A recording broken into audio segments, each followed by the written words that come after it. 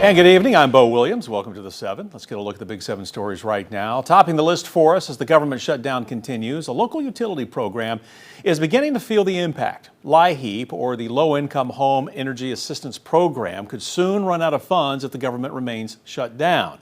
Knoxville Knox County Community Action Committee, which distributes LIHEAP funds, says funding could run out as early as by the end of the week. Now, Chief Program Officer Misty Goodwin tells us that they are currently running on leftover funds from last fiscal year, and they are yet to be awarded the funds for fiscal year 2026, which started on October 1st.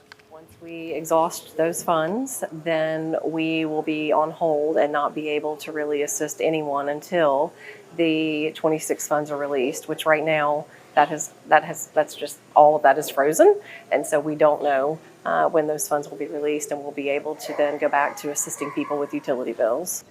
You know, this is also coming as the program has gone through changes this year and recipients are trying to navigate the new online application system. Goodwin tells us since the application deadline began on November 1st, they have seen hundreds of people each day asking for help. Well, tonight, families across Knoxville continuing to feel the impact of now changed food benefits. And one community says the need for support has not slowed down. Knox Pride is now among the city's busiest food distributors, providing groceries and essentials with a no-barrier, dignity-first approach. At the Knox Pride Community Resource Center, shelves stay stocked and volunteers stay busy, serving hundreds of people a day with free groceries and supplies. Now, organizers say they have distributed more than 122,000 pounds of food this year, and they are preparing holiday meal kits to help families feel supported heading into the season. 122,000 pounds of food in 2025 so far. In comparison, last year we got about 40,000 pounds of food for the entire year, and we felt like that was a big accomplishment. We're seeing the need growing daily, well before November 1st. But with everything happening with SNAP benefits and the state of the world, I think that people are still needing a lot more than normal. So we see about 200 people a day. Pantry is donation driven and open Tuesday through Saturday, offering food, hygiene items, and clothing to anyone who needs it. And tonight, the Wesley House Community Center continuing to help the Knoxville community amid uncertainties over SNAP. Wesley House's food distribution usually opens at 7:30 in the morning on Monday, Wednesday, Thursday, Friday, and sometimes Saturday. The program is getting help from other food banks to keep everything stocked. It says that it normally feeds between 600 and 700 people a day, but officials with Wesley House said that the demand continues to grow, and they were expecting to feed anywhere from 800 to 2,000 people today. It's been very, very busy, more than normal. We started having an uptick in August, but at the end of October, it got really, really big, so it's a big uptick. Yesterday, we had a lot. Monday usually is a slow day, and we did almost 500 people that day, and we used to do 150 to 200.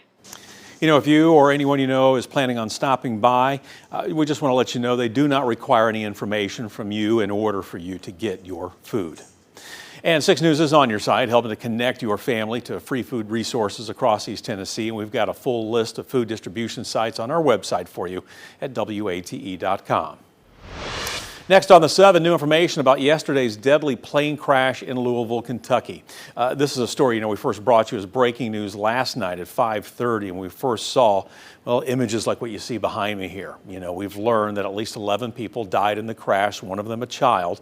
At least 11 others were injured. Now, data from Flight Radar 24 shows the 34-year-old UPS plane was on its 3rd flight of the day and was reportedly out of service, likely for maintenance, for much of the last month, as well as again the day before the crash.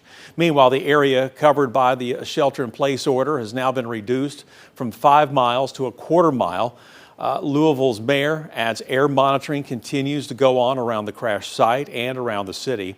And we're also getting a sense of just how much longer first responders are going to be staying on the scene of that crash site, with one fire department already saying it plans to stay there at least a week, if not longer. Now, fire crews add there is still a lot of debris that they need to sift through. Emergency workers saying they are not done searching for more victims.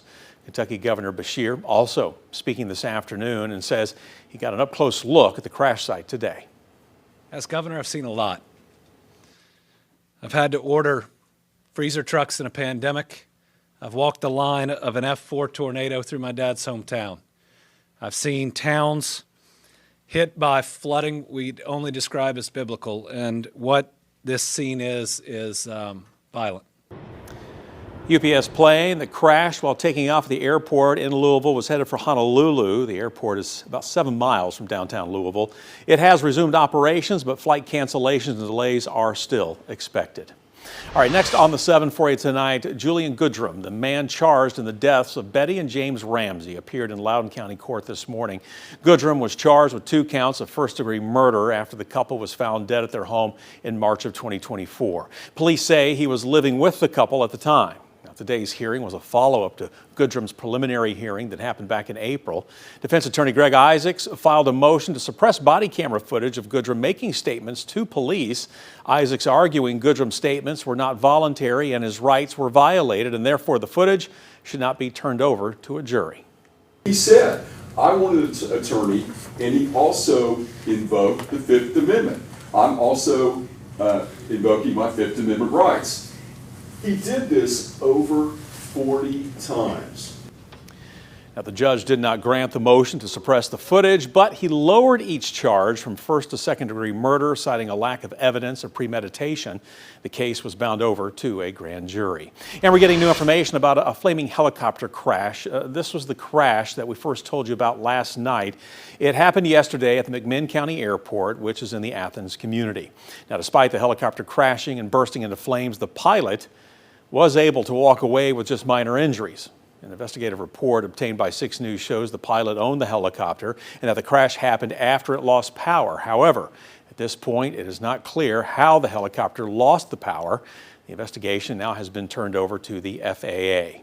And continuing down our list now, the Blount County Sheriff's Office makes an arrest in connection with an ankle monitor scam. The Sheriff's Office says 37-year-old Jarvis Kynes of Jonesboro, Georgia, which is just outside of Atlanta, is charged now with theft and criminal impersonation.